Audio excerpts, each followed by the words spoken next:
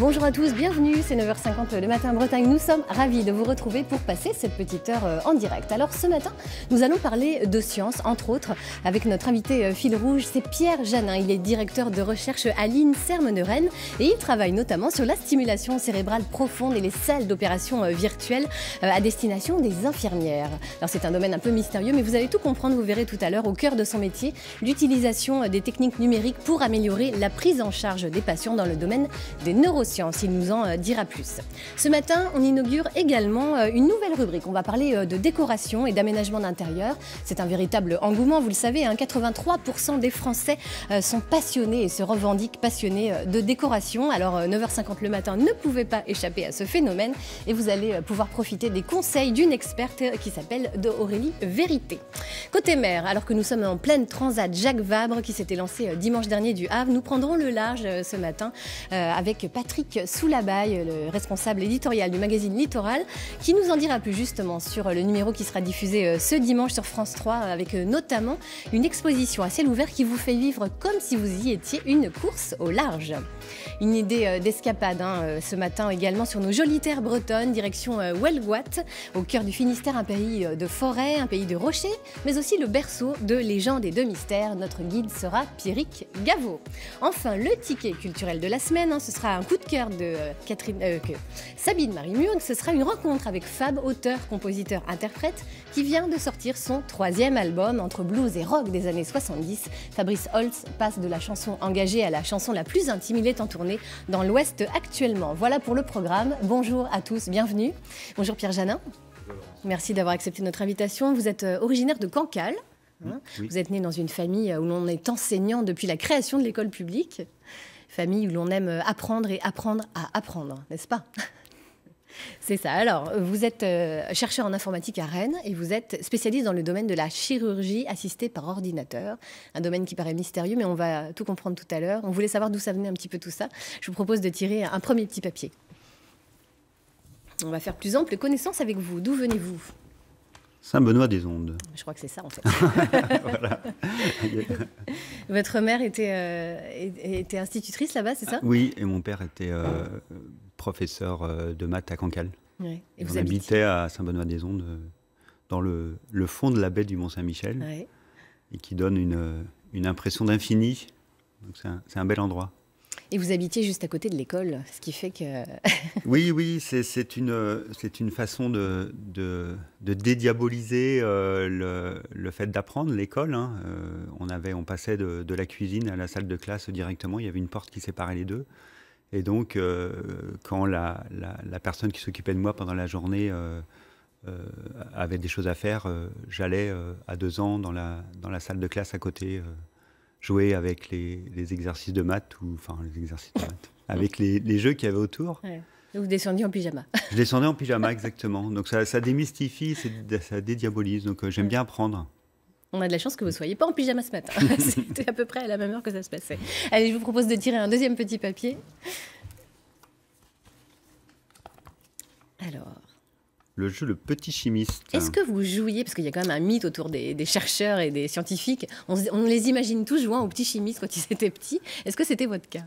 J'en ai eu un, mais j'y ai jamais joué. C'est fou ça. Parce que un mythe s'effondre, vous savez. C'était trop long à comprendre comment ça marchait, c'était trop compliqué. J'aimais bien les jeux simples, les jeux très simples. Donc non, j'ai pas. J'étais abonné aussi à une revue de jeux scientifiques. Que je feuilletais sans lire vraiment le texte, donc j'étais pas obsédé non plus par les sciences, par les maths. J'ai toujours bien aimé jouer et j'ai bien aimé les sciences quand c'est un jeu. Donc c'est la créativité finalement qui vous intéresse. C'est la créativité, oui, c'est ça qui m'intéresse, c'est comprendre aussi ce qu'il y a derrière les choses, essayer de voir ce qu'il y a derrière. Essayer de voir le monde dans lequel on est et d'essayer de comprendre le monde dans lequel on est. Eh bien justement, alors puisqu'on parle de créativité, vous restez avec nous, on va évoquer à présent l'une des préoccupations des Français, c'est la décoration et l'aménagement. 66% d'entre eux comptent effectuer des travaux de rénovation dans l'année à venir. Eh bien, comment procéder? On voit cela tout de suite avec Aurélie Vérité, qui nous rejoint.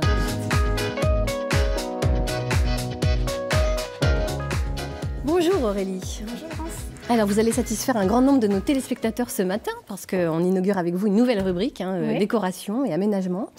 Quand on souhaite redécorer son séjour, par exemple, Aurélie, on ne sait pas toujours par où commencer. Il y a tellement de choix, tellement entre les tissus, les meubles, les couleurs, les revêtements de sol, on ne sait plus vraiment à qui s'adresser finalement. Bah oui, en effet. Moi, j'ai connu ça un jour quand j'ai voulu aménager ma maison. J'étais un peu perdue. Je ne savais pas par où commencer et pourtant, j'avais bien envie de solliciter un archi ou un décorateur. Mais honnêtement, j'avais peur que ça me coûte un peu trop cher. Je ne savais pas trop où est-ce que j'allais. En fait. Ouais. Effectivement. Et c'est pour ça que j'ai créé ce concept, en fait, Oser mon intérieur. Le but, c'est d'aider à faciliter les projets d'aménagement d'intérieur. En fait, je pense qu'au début, il faut aider à se poser les bonnes questions quand on veut aménager son séjour ou aménager sa cuisine. Et donc, avec un livret, les premiers matériaux, on va aider les personnes à faire leurs premiers choix pour vraiment écrire un cahier des charges qui soit clair et complet. C'est le kit du petit chimiste, mais version déco. Vous voyez, il y a un petit peu toute la base et hop. Alors concrètement, comment ça marche?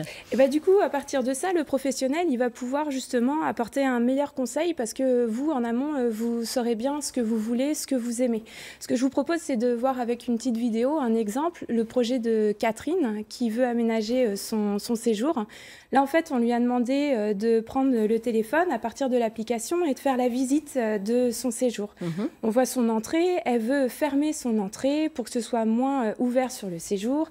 Elle trouve que c'est trop sombre, que son séjour est trop chargé. Elle nous explique tout ça dans la vidéo. Elle veut changer ses canapés. Alors, son mari voudrait une télé, elle voudrait pas.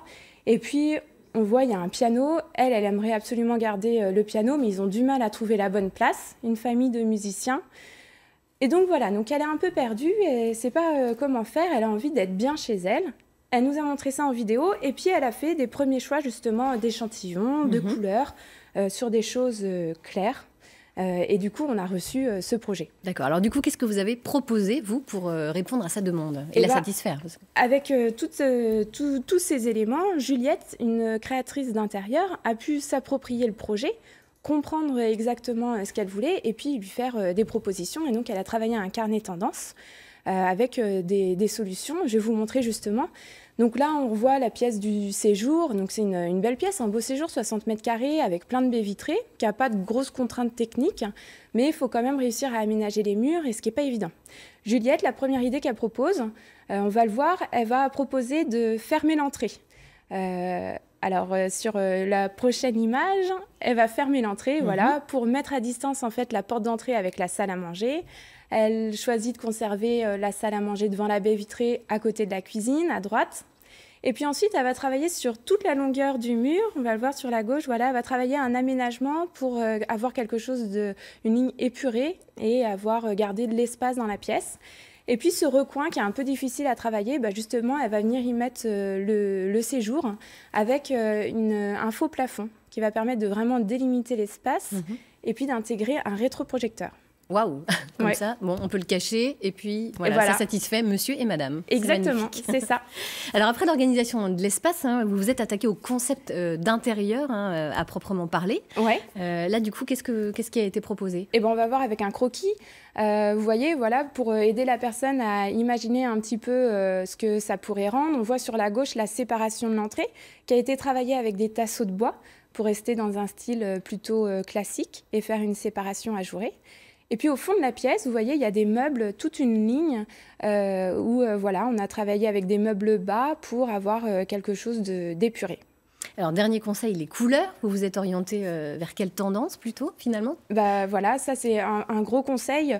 On n'ose pas trop parfois mettre de la couleur et on a besoin d'être assuré. Là, Juliette a préconisé d'utiliser du jaune pour donner du peps au projet et puis de garder le bleu qui est quelque chose de très classique, renforcé avec du bois, des tissus qui vont donner une note de convivialité comme avec le banc qu'on voit sur la photo. Qui est très sympa d'ailleurs. Alors une fois les propositions faites, qu'est-ce qui se passe ensuite? Alors si Catherine elle aime ce projet, si ça lui convient, qu'elle est emballée, l'étape suivante c'est qu'un professionnel se déplace pour visiter les lieux, faire un relevé de mesure, ce qui va permettre de vérifier aussi la faisabilité technique du projet et puis d'estimer plus dans le détail le budget parce qu'on a vu les travaux annexes avec le faux plafond, la peinture. Donc se déplacer, ça permet d'aller vraiment au bout du projet. Alors ça a donné quoi? On veut voir. Nous, le résultat. Écoutez, on peut voir quelques aperçus. Grâce aux nouvelles technologies, on va pouvoir faire des visites dans le logement. Donc là, c'est la vue de l'entrée avec la séparation ajourée. Et puis, on va voir d'autres vues, vue du séjour, ce que ça donne, donc qui s'intègre bien dans l'environnement. Et puis enfin, on voit dans le fond l'aménagement qui a été fait sur mesure. Donc là, pour cette famille, avec les enfants qui ont pas mal de jouets, d'affaires, ça permet de créer du rangement. On retrouve le côté bibliothèque. Et puis au fond, on va créer des espaces pour s'asseoir, ce qui est assez convivial quand on reçoit du monde à la maison. Le résultat est très sympa. Est-ce qu'on peut avoir, alors on va aborder la question qui fâche, un ordre d'idée pour ce type, en termes de budget, pour ce type de projet?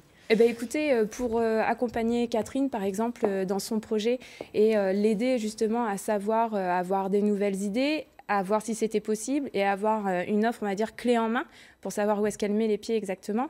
On est à peu près autour de 300 € pour avoir tout ce niveau de conseil.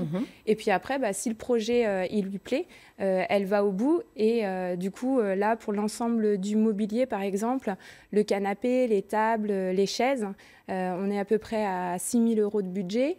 L'aménagement des meubles sur mesure, 5 000 €. Et puis, il faut compter 3 jours de pause, 2 000 €. D'accord. Bon, on va commencer à économiser tout de suite. Et puis, on va se faire plaisir après. Voilà. Merci beaucoup, Aurélie. Merci à vous. Bien, écoutez, on vous retrouvera très prochainement pour de nouveaux conseils déco. Merci infiniment. Merci. Ça vous a donné envie de tout changer chez vous. Mais c'est intéressant parce que le casque de réalité virtuelle qui est à côté de vous, c'est les mêmes technologies dont on va parler tout à l'heure. Voilà, justement. C'est même pas tout à l'heure, c'est maintenant. Ok, c'est maintenant, on va en parler maintenant. Alors vous, Pierre, vous avez fait la fac à Rennes en maths, physique, informatique, important. Et puis un master à Compiègne. Et pour finir, vous êtes revenu à Rennes pour votre doctorat. Vous avez choisi le domaine médical. Pourquoi ? Au départ, j'étais sciences, donc maths, physique, informatique. Et puis, je voulais continuer, je voulais faire une thèse. Je voulais aller du côté de la recherche parce que je sentais, j'avais envie d'apprendre encore. Je sentais que je n'avais pas appris assez. Et j'ai eu 2 propositions, 2 sujets de thèse. J'ai eu un premier sujet de thèse qui était au service de recherche de l'armement à Bru, et un qui consistait près de Rennes, qui consistait à développer des méthodes qui permettaient, à partir des images radar, de détecter les avions, le modèle de l'avion.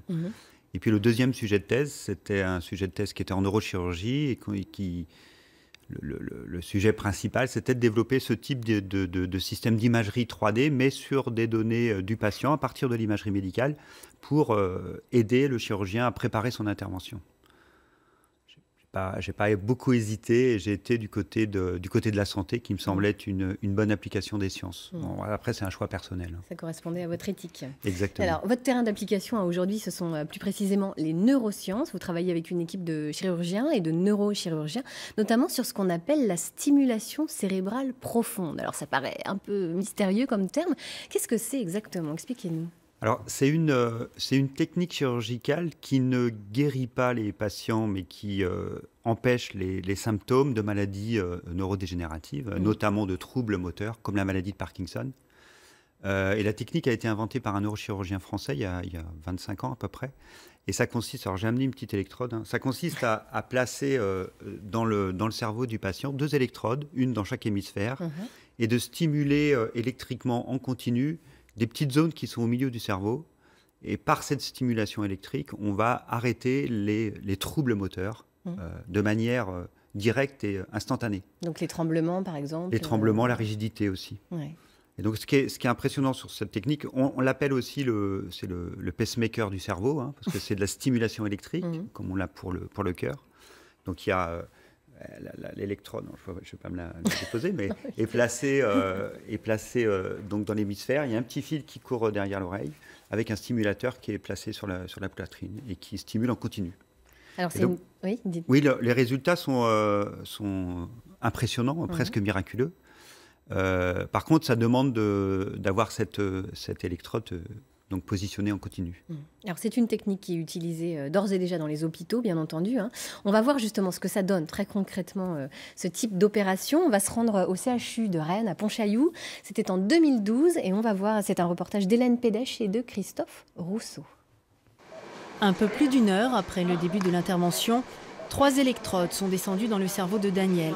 Le neurochirurgien Claire Egelen s'efface pour laisser place au docteur Paul Solo, neurophysiologiste, ainsi qu'à la neurologue, le docteur Sophie Drapier.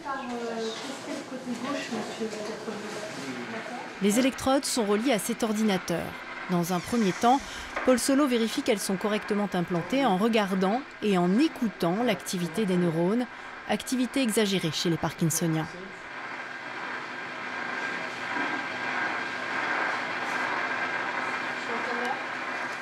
C'est à la fois un signal électrique qui a une certaine signature visuelle et une certaine signature sonore. Et en fait, tout mon rôle, c'est de définir justement quelle est la signature, et c'est beaucoup à l'oreille. Donc on écoute les neurones, effectivement. Dans un second temps, Paul Solo et Sophie Drapier vont stimuler l'hémisphère droit du cerveau en envoyant dans chacune des 3 électrodes une tension électrique de plus en plus forte, jusqu'à 4 volts, qui va alors court-circuiter le signal cérébral anormal à l'origine des symptômes. À chaque fois, il va pouvoir y avoir éventuellement des effets secondaires sous la forme de fourmillement à gauche. Vous allez pouvoir éventuellement ressentir aussi une crispation qui pourra apparaître soit au niveau de la bouche, soit au niveau de la main, soit au niveau de la langue. Au point que quelquefois la bouche peut être vraiment attirée sur le côté gauche. Je vous demanderai régulièrement de parler pour voir si vous articulez bien, si on comprend bien ce que vous dites. Tout ça, il faut être bien rassuré, c'est transitoire. C'est-à-dire dès qu'on arrête la stimulation, tous ces symptômes disparaissent. Donc centrale, on est à plus 2. Plus 2, c'est ça? Plus 2, 0,5, 60, 130. Sur la centrale. Vas-y. On. Contractez bien la main.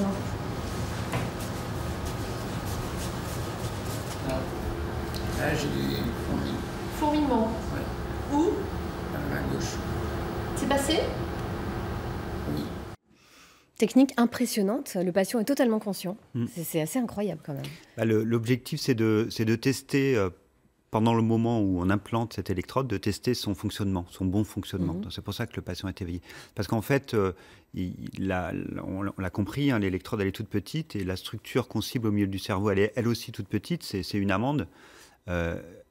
On ne peut pas savoir exactement si on est au bon endroit et la bonne manière de faire, c'est de tester, comme on l'a vu avec Paul Solo, qui essaye d'entendre le neurone et de tester directement l'effet en stimulant pendant l'insertion. Et nous, ce qu'on apporte et ce qu'on offre, c'est plus d'assistance, plus d'outils qui vont permettre de faciliter cette implantation et de s'assurer qu'on implante au meilleur endroit possible pour avoir des meilleurs résultats cliniques. Ouais. Quels sont les avantages du coup pour le chirurgien et le patient, très concrètement? Alors, juste pour montrer une idée de ce qu'on fait, on va par exemple utiliser l'imagerie médicale, l'IRM, le scanner que chaque patient peut avoir avant l'intervention, avant et après l'intervention, et on va construire des modèles un peu virtuels du patient qui vont être utilisés par le chirurgien et aussi par les neurologues pour essayer de regarder où cette électrode peut être implantée et par où il faut passer pour implanter l'électrode sans faire de dommages, parce que c'est quand même c'est invasif. Donc l'impact pour le chirurgien, c'est d'être un peu plus sûr, peut-être d'aller un peu plus vite dans son choix, enfin, c'est d'aller plus vite dans son choix. C'est une assistance, hein, et puis pour le patient, d'avoir un meilleur résultat clinique. Bien sûr. Alors, on sait que les technologies évoluent extrêmement vite. Depuis, par exemple, le CHU de Pont-Saillou s'est doté d'imagerie 3D, d'un robot chirurgical. Vous-même, est-ce que vous travaillez à l'évolution encore de ces technologies ? On est vraiment dans cette interface entre le développement de nouvelles technologies et leur application dans le domaine de la médecine et de la chirurgie ici. On essaie de développer des nouvelles méthodes qui vont permettre d'utiliser des technologies, par exemple, développées pour le jeu vidéo ou pour l'aménagement de l'intérieur, et de voir comment on peut les utiliser, nous, pour apporter un peu plus d'informations, un peu plus de sécurité et puis de connaissances au chirurgien avant son opération pour la préparer, pendant son opération et éventuellement après l'opération pour évaluer ce qu'il a fait. Est-ce qu'il y a des cas où ça marche moins bien, ce type de technique? Alors, la stimulation cérébrale profonde, elle marche à 80%, je dirais très globalement, mais c'est vrai qu'il y a des cas pour lesquels ça marche moins bien, voire ça ne marche pas du tout. Et un des enjeux aussi de nos projets de recherche, c'est d'étudier sur une population de patients qui a déjà été opérée, d'essayer d'étudier avec des méthodes statistiques pourquoi ça n'a pas marché, quels sont les profils des patients pour lesquels ça n'a pas marché, et d'essayer de prédire finalement, avant l'intervention, avant le choix de l'intervention, est-ce que pour chaque patient, ça risque de marcher plus ou moins bien ou pas du tout. Du coup, ça éviterait de faire cette intervention pour des patients qui ont de très fortes probabilités d'avoir des mauvais résultats cliniques. Parce que finalement, ça peut faire peur aussi, toute cette technologie, aussi bien pour le chirurgien que pour le patient, que pour vous, chercheurs, quoi. On peut se faire déborder par cette technologie. Là, on a utilisé des termes, vous avez parlé de robots, par exemple. Dans les méthodes qu'on utilise là, pour analyser, pour prédire les statistiques, là, on utilise aussi beaucoup de méthodes d'intelligence artificielle, de deep learning, de réseau profond. On entend parler de ces mots-clés-là aujourd'hui. Et on est en train d'essayer de mettre énormément de tâches qui sont réalisées par l'humain aujourd'hui dans l'ordinateur ou dans le robot. Alors, là où il faut, et c'est vrai qu'il faut être vigilant dans la manière dont on développe les méthodes pour s'assurer qu'on ne remplace pas l'individu, mais qu'on fait des tâches, on fait faire au robot, au système, à l'ordinateur, on fait faire des tâches qui sont des tâches pénibles ou des tâches que l'humain ne peut pas faire et qui permet à l'humain pas de sortir de la boucle, mais de se concentrer sur des activités à plus forte valeur cognitive, on va dire, à plus forte valeur, être vigilant, sentir les risques, donc être disponible pour des décisions de plus haut niveau, on va dire. Est-ce que vos méthodes peuvent être appliquées à d'autres domaines ? Alors, on est par habitude et historiquement, on a beaucoup travaillé sur la neurochirurgie, puis on est en train d'appliquer nos méthodes pour l'urologie, pour la chirurgie obstétrique, par exemple, où ces méthodes d'imagerie 3D, de planning ou d'utilisation de robots, par exemple, sont de plus en plus utilisées et peuvent être de plus en plus utiles. Donc, encore des applications futures à imaginer, on imagine bien. Vous restez avec nous, Pierre Janin, on va respirer l'air du grand large, si vous voulez bien. C'est un rendez-vous traditionnel sur France 3 Bretagne Littoral, le magazine des gens de mer qui est diffusé le dimanche à 12h55. Eh bien, qu'y a-t-il au menu de l'émission de ce dimanche ? Eh bien, on va le savoir tout de suite avec Patrick Soulabaille.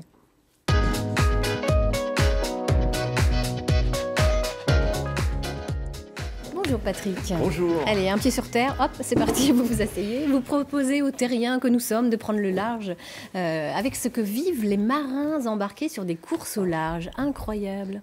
Oui, mais je peux vous parler de ça sans problème, mais j'étais très étonné par votre invité. Je suis ravi de voir quelqu'un qui a été scientifique, et qui est scientifique, d'abord, on l'est toujours. Et je crois qu'on a fait les mêmes études. Enfin, au début, moi j'étais largué après. J'ai fait maths physique. D'accord. On a peut-être eu. Vous étiez à Rennes ? Oui, j'étais à Rennes, oui. Vous êtes plus jeune, on a peut-être les mêmes profs. On en discutera tout à l'heure. Toucheron. Alors, vous nous emmenez, vous, au large ? Non, mais j'enchaîne parce que monsieur aurait pu être en photo. Justement dans les rues du Globe, parce que vous avez l'air d'un marin. J'étais très étonné. Et je suis sûr que Maud Bernos, qui est photographe, qui est artiste, aurait été ravi de vous photographier.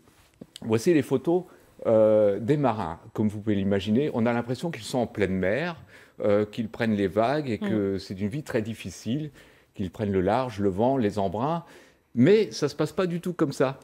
C'est là où ça devient intéressant. Ces photos, elles ont été exposées dans les rues des Sables d'Olonne. Donc c'est une manifestation de façon à ce que le public puisse comprendre ce qu'est la vie de marin.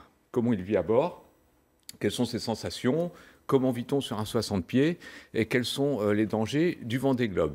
Ce qui est amusant dans cette histoire, c'est justement comment travaille Maud Bernos. Donc, après cette magnifique photo du skipper japonais, on va aller voir comment travaille Maud. Et là, ça devient plutôt amusant parce que vous allez découvrir l'envers du décor. C'est un hymne.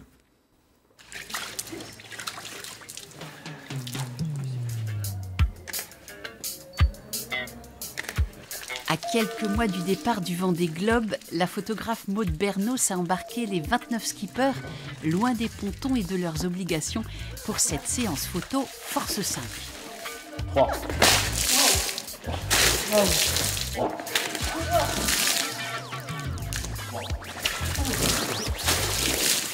Regarde-moi deux secondes.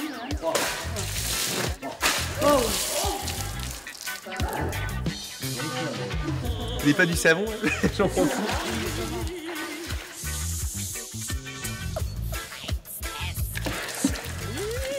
Que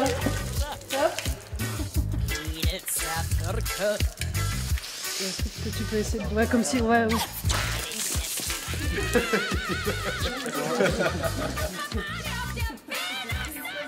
C'était parfait. C'était parfait. Eh ben, ils se sont sacrément trempés quand même, faut le dire. Oui, alors Yann Eliès, on C'est les fou, reconnaît cette tous. méthode. Il y a Quito de Pavan, Armel Lecléache, Yann Eliès, Jean-Pierre Dick, Bertrand Debroc. Et ils se sont prêtés au jeu. C'était marrant. C'est vrai que la méthode est un peu étonnante. Maud Bernos a écrit un livre, Tous les marins ont les yeux bleus. Elle se promène dans le monde. C'est une artiste qui n'a pas d'amarre. Elle vit un peu comme un marin, mais avec son appareil photo. Et son seau à la main. Et son seau à la main. Donc, je sais pas, je vous aurais vraiment bien vu subir cet exercice. Il y a un seau d'eau qui arrive, là. Attention, et à mon verre. Non, mais je crois qu'il faudrait l'inviter, Maud Bernos. C'est On va amusant, l'inviter. non? Qu'est-ce que vous en C'est pensez? rigolo. Je trouve ça magnifique. Le résultat est magnifique. Le résultat est incroyable. On a l'impression vraiment qu'ils sont en pleine mer, effectivement. Ça va se prendre des... Ah oui, des non, sourdes. c'est complètement étonnant. Et Yann Eliès m'en avait parlé après coup, parce qu'on s'était croisés pendant le Vendée Globe, et il s'était beaucoup amusé avec cet exercice. Et en plus, ça avait eu un bienfait, c'est que les skippers, ça a changé un peu leur univers. Avant la course, ça les a amusés de faire ça, et de faire découvrir ça au public. L'histoire ne dit pas si c'est de l'eau de mer ou de l'eau douce. Non, c'est de l'eau douce. Je vous rassure, c'est de l'eau douce. Ça va. Alors, bon, on est sur la voile, évidemment. Je voudrais juste dire un petit mot, si j'ai un peu de temps encore. J'ai une minute à peu près. Déjà, on va quand même dire que ça, c'est diffusé dimanche. Ouais, c'est diffusé dimanche. Alors, il faut regarder, c'est sur Littoral. Sur Littoral, 12h55 sur France 3 Bretagne. Il y a des très bons sujets dans cette émission. Je vais regarder. Alors, il vous reste une minute pour nous dire une petite. J'en profite pour parler de la route du café, la Jacques Vabre, puisque tous ces skippers, ou la plupart, sont aujourd'hui en course vers Salvador de Bahia. Un bateau s'est retourné ce matin, Éric Defer et Christopher Pratt.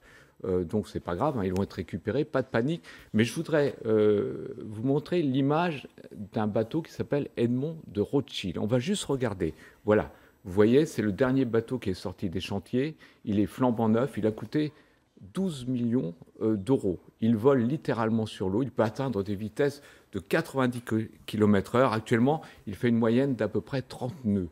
Donc c'est le bateau le plus rapide. Il va normalement, sauf incident, on ne lui souhaite pas, remporter cette course. Et là, je me permets de faire un peu de publicité pour l'émission Littoral, puisque nous allons faire un magazine avec la famille Rothschild, avec ce bateau, mais surtout la famille, puisque Ariane de Rothschild et son mari ont monté le Gitana Team auquel appartient ce bateau. Et Littoral a trouvé un accord et il aura le privilège de suivre un peu cette famille dans la banque, en course, etc. Donc voilà, c'est un petit plaisir du matin. Vous nous mettez l'eau à la bouche, à défaut de recevoir un verre d'eau. C'est pour ça qu'il faut regarder Littoral, puisqu'il y a des très bons sujets, je le dis encore une fois. Merci beaucoup, Patrick. Merci à vous. Alors maintenant, on va poursuivre la balade, mais cette fois-ci, côté terre, si vous voulez bien. Notre région nous offre de très belles découvertes, vous le savez bien sûr. Nous en faisons très régulièrement l'écho dans cette émission. Eh bien, on va recevoir notre guide maison, Pierrick Gaveau, qui va nous proposer une balade en pleine nature du côté du Finistère et de la région de Huelgoat.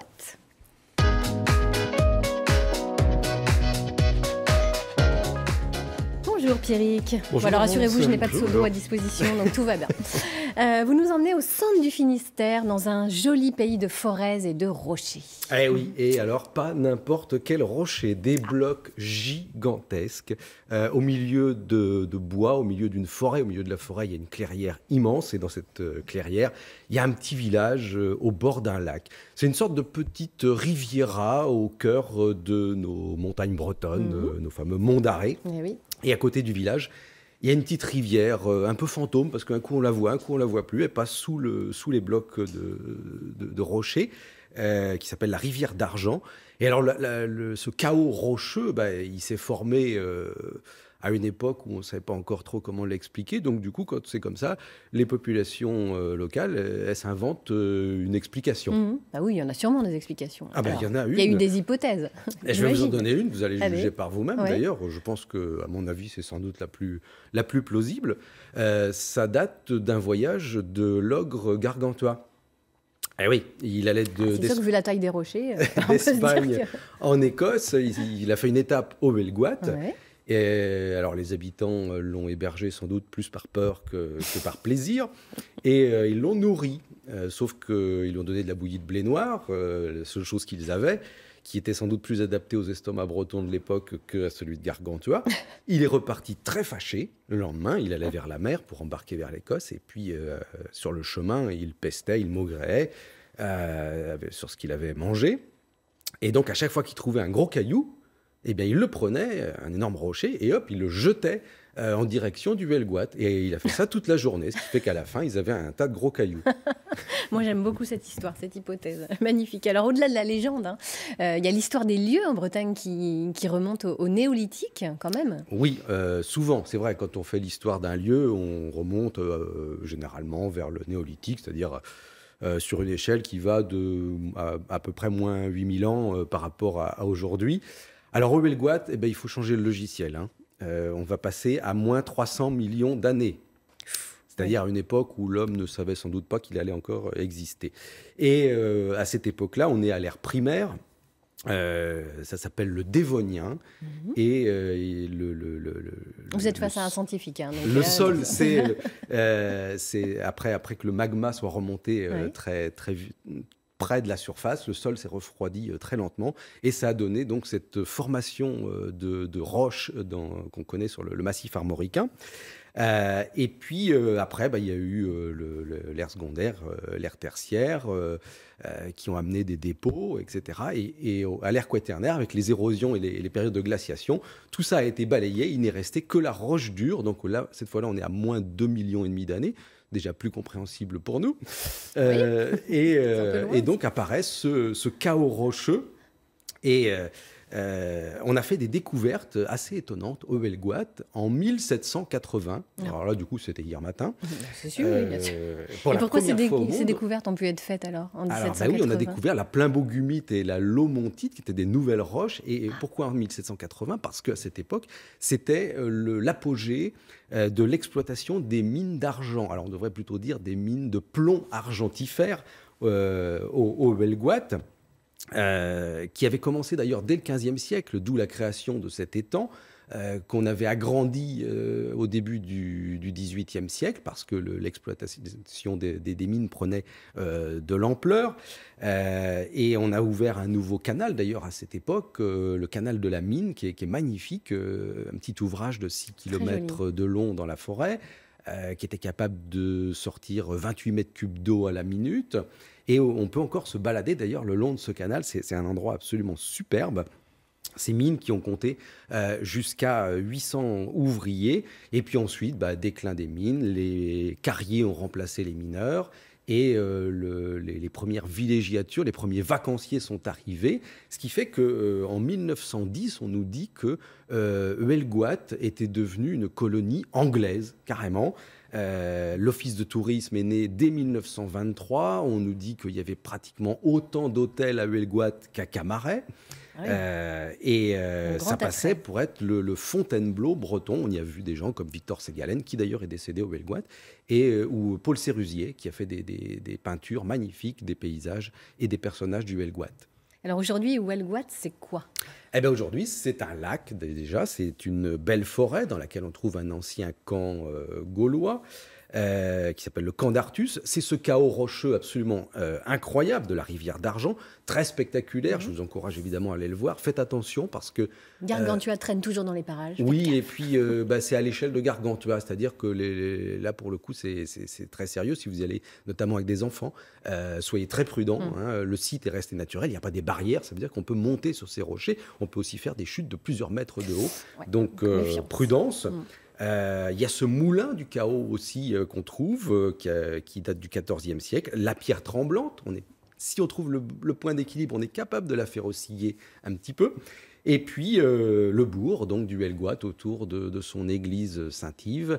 Et peut-être pour une dernière petite anecdote, au Helgoat, au XVIIe siècle, il y avait un notaire qui s'appelait le sieur de Kervoac, qui a eu des descendants qui sont partis en Amérique. Et parmi ces descendants, on trouve un certain Jack Kerouac, descendant du sieur de Kervoac du Helgoat. Ah ok, qu'est-ce qu'on apprend comme chose avec vous. Merci beaucoup Pierrick, merci infiniment. Et puis on retrouve vos escapades quotidiennes bien entendu sur France Bleu, comme toujours. Exactement, tous les jours, 12h20, 15h45. C'est ça, merci infiniment. Merci.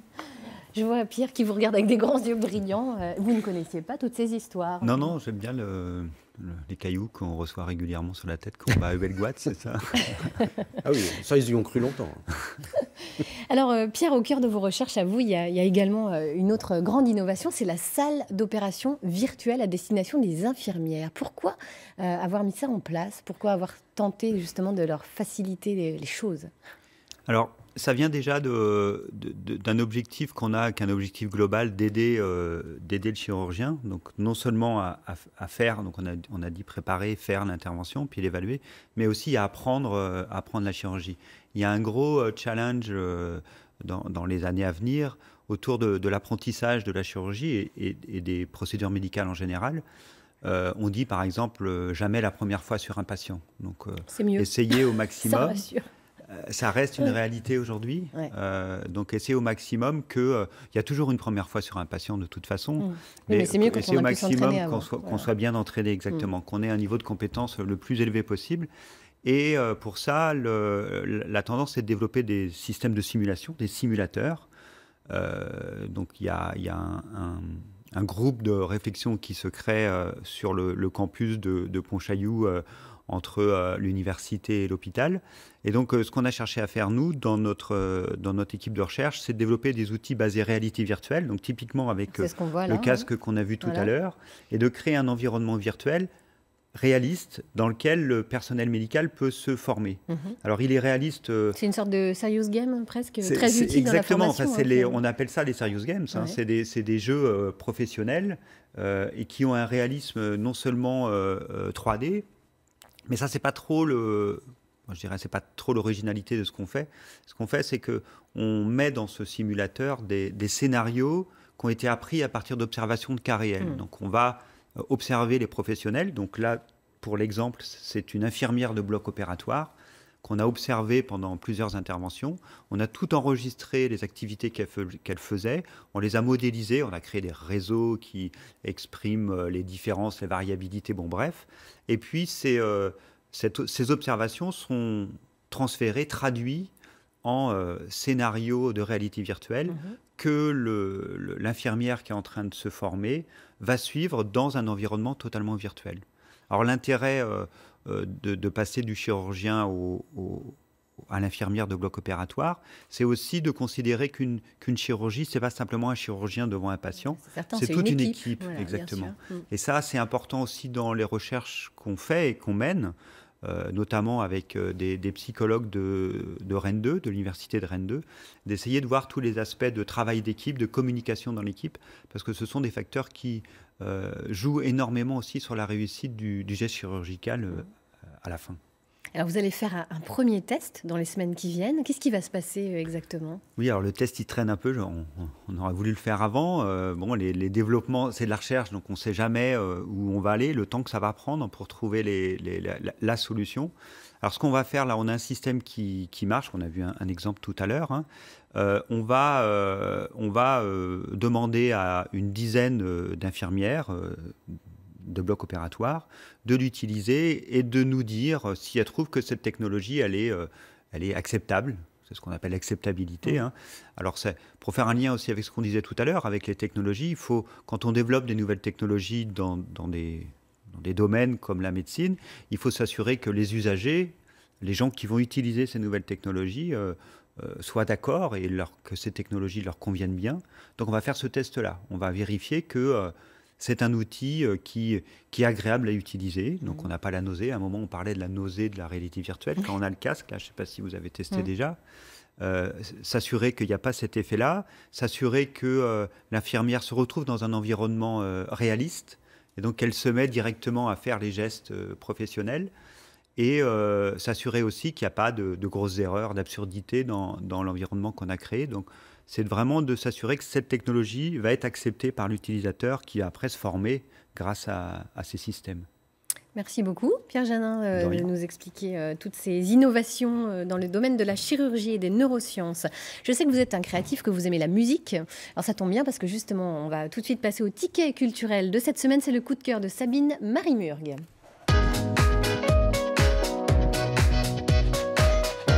Bonjour Sabine.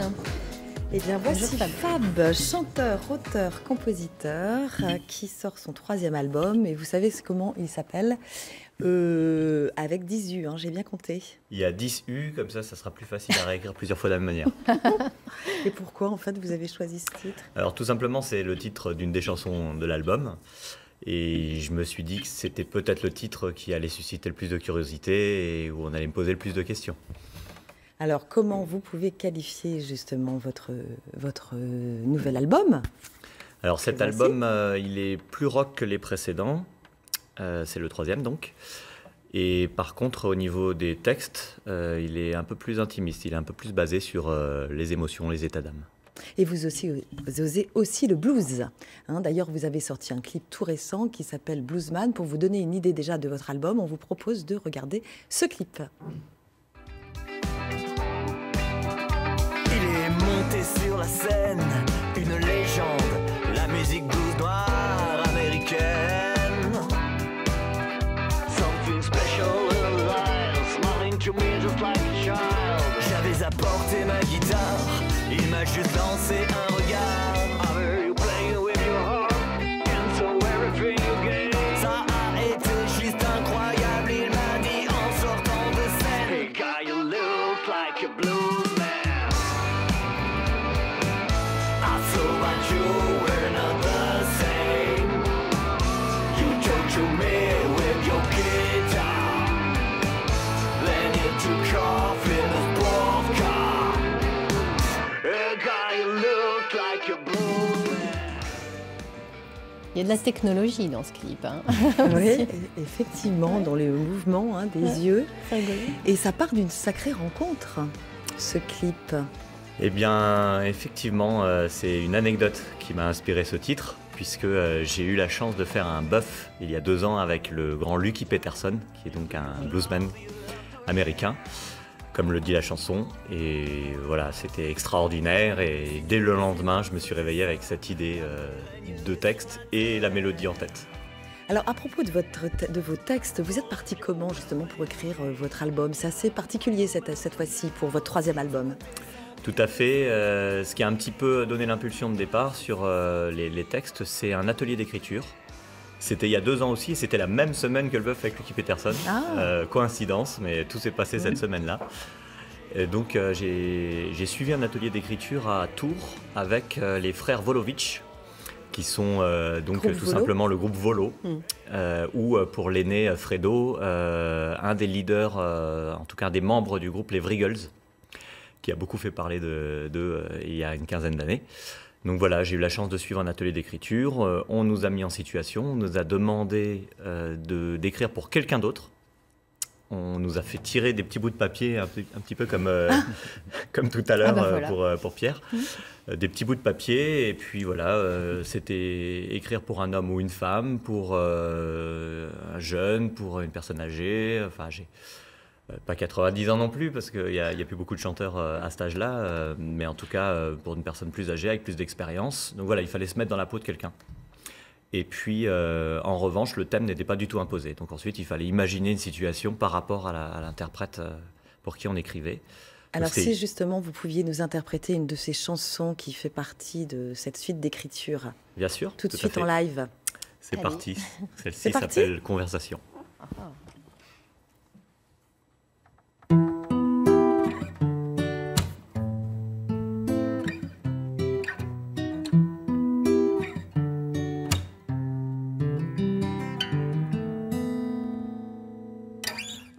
Quand je te regarde assis en face de moi, il y a des traits du visage, des nuances dans ta voix, des trucs que je reconnais, c'est vrai que ça fait drôle. On s'est presque jamais vu, mais l'émotion me frôle.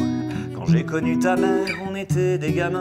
Je voulais juste m'amuser, je serai plus là demain.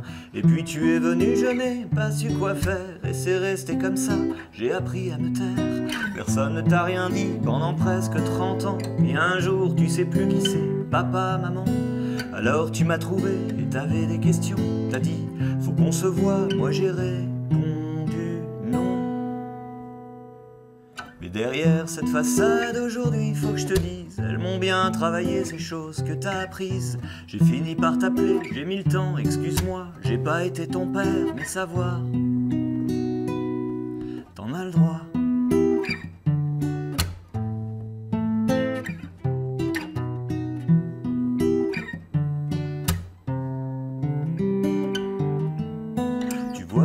te regarde assis en face de moi, je repense à tout le chemin depuis la première fois. On s'était rencontrés dans une chambre d'hôpital. T'étais le fils d'une amie, je suis venu, c'est normal. Alors quand ta maman est devenue ma moitié, tu tenais depuis peu debout sur tes 2 pieds. Et comme il n'y avait pas d'homme pour s'occuper de toi, il y avait une place à prendre, et ça s'est fait comme ça. Plus le temps est passé, plus l'amour a grandi. Mais savoir en parler, ça j'ai jamais appris. Je t'ai pas raconté comment on s'est connus. Il y a des mots importants que t'as pas entendus. Alors, t'as fait ta vie, mais depuis 40 ans, t'espérais que je le dise, t'attendais ce moment. Viens dans mes bras, mon fils, j'ai mis le temps, excuse-moi, je t'aime depuis toujours, je suis fier d'être ton papa.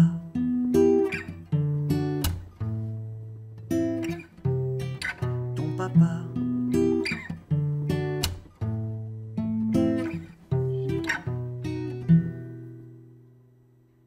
Bravo. Bravo. Un très beau texte, des mots forts. Et c'est un petit peu votre histoire ou... Voilà, c'est vrai que j'ai choisi d'interpréter une des chansons qui est vécue, alors que la plupart des chansons de l'album ne le sont pas.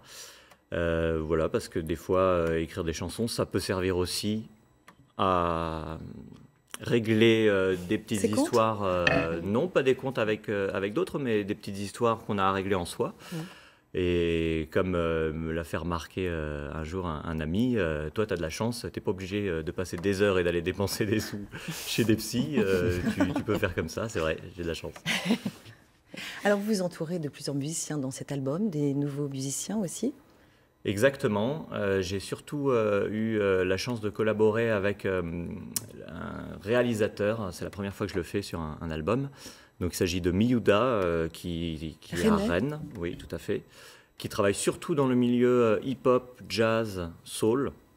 Donc pour lui, c'était aussi un exercice un petit peu différent, et c'est ça qui m'intéresse d'ailleurs, c'est quand les gens sortent un petit peu de la zone de confort. Donc ça a été mon cas, ça a été le sien. Et voilà, il a permis en fait qu'il y ait un son sur l'ensemble de l'album cohérent. Et puis, évidemment, il a mélangé ses idées aux miennes pour obtenir le résultat final. Ensuite, sur les musiciens qui sont vraiment venus jouer sur les différentes chansons, donc ce sont des musiciens qui m'accompagnent en live, puisque je ne suis pas toujours avec les mêmes musiciens selon la disponibilité des uns des autres. Je suis accompagné par différents musiciens, mais voilà, tous de talent, des amis, bien sûr. Et donc, ça se ressent, il y a toujours la chaleur dans le son et dans l'interprétation de ces chansons, quoi. Et bien justement, on peut voir cette chaleur dimanche prochain à la Maison du Ranceret, à Rennes, quartier de la Poterie. On peut vous écouter. Et sinon, je vous invite à consulter votre site, Chansons qui dérangent, entre parenthèses, le pas. Ça, on n'a peut-être pas le temps que... Pas sur le site. Le premier album s'appelait Chansons qui dérangent pas. Et le site, par contre, j'ai pas rajouté le pas, c'est déjà assez long. Donc c'est chansonsquidérangent au pluriel.com. Qui dérange toujours. Alors écoutez, donc Fab, merci beaucoup. Merci. Et le CD est dans tous les bacs. Absolument. Merci beaucoup pour ce Fab. joli moment et ce joli cadeau que vous nous avez fait. Pierre Janin, si vous deviez être un chanteur d'ailleurs, tiens, vous seriez qui, vous? Fab. Bon ben voilà. Touché, ouais. Ça vous a beaucoup plu, vous étiez très touché. J'ai de la chance d'être là, de chanter en direct comme ça et de passer une émotion. Merci. Merci pour l'écoute. Si vous étiez un moyen de locomotion, Pierre Janin, vous seriez lequel? J'aurais pu dire le bateau en hommage à la rubrique précédente. J'aimerais me déplacer plus loin que dans l'espace, donc dans le temps. Donc je pense que le voyager dans le temps, voilà. Ah oui, regardez. Voilà, exactement. Voyager dans le temps, c'est quelque chose qu'on ne sait pas faire, et je pense que là, ce serait un pouvoir extrême. Vous avez beaucoup d'espoir pour la science dans les années à venir? Il faut être optimiste, et oui, j'ai beaucoup d'espoir pour la science, parce que je pense qu'elle doit nous libérer de contraintes, et qu'elle peut apporter aussi un peu plus de justice dans le monde. Elle a cette possibilité-là, ce potentiel-là. Quelle est la découverte qui pourrait changer votre vie?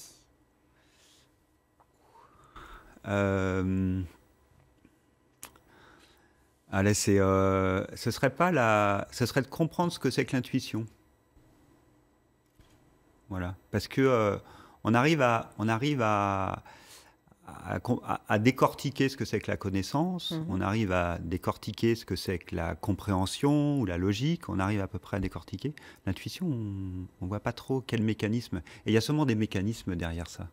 Et je pense que c'est aussi une des compétences les plus fortes que l'homme peut avoir. Pour vous, quels sont les défis qui attendent la recherche aujourd'hui dans votre domaine ? Est-ce que c'est plus un défi d'acceptation finalement par l'humain de toute cette technologie ? Peut-être, oui. J'allais dire de remettre l'humain au centre de la technologie. Donc oui, tout à fait.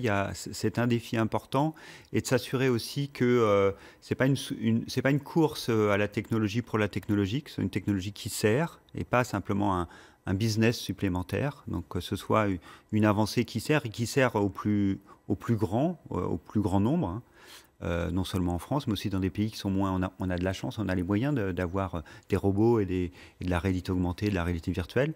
Je sais que dans les conférences et dans les sociétés scientifiques dans lesquelles je participe, on essaie de pousser beaucoup en avant le développement de technologies à bas coût, qui peuvent être facilement distribuées dans des pays en développement, par exemple. Je pense qu'un autre enjeu qui va être important, c'est aussi... qui possède la connaissance, qui possède les données. On parle beaucoup de Google qui récupère toutes les données, et la donnée est un enjeu important dans les années à venir. C'est s'assurer que cette donnée elle soit disponible pour en faire des bonnes choses, des choses utiles. Merci beaucoup, Pierre Janin, d'avoir été avec nous ce matin. Écoutez, merci à tous de nous avoir suivis. Demain, vendredi, nous serons en direct de Saint-Malo pour le festival Regards Croisés, festival consacré aux courts-métrages réalisés par des personnes handicapées, avec une pléiade d'invités autour du thème du handicap et des métiers. À demain, 9h50. Excellente journée à tous.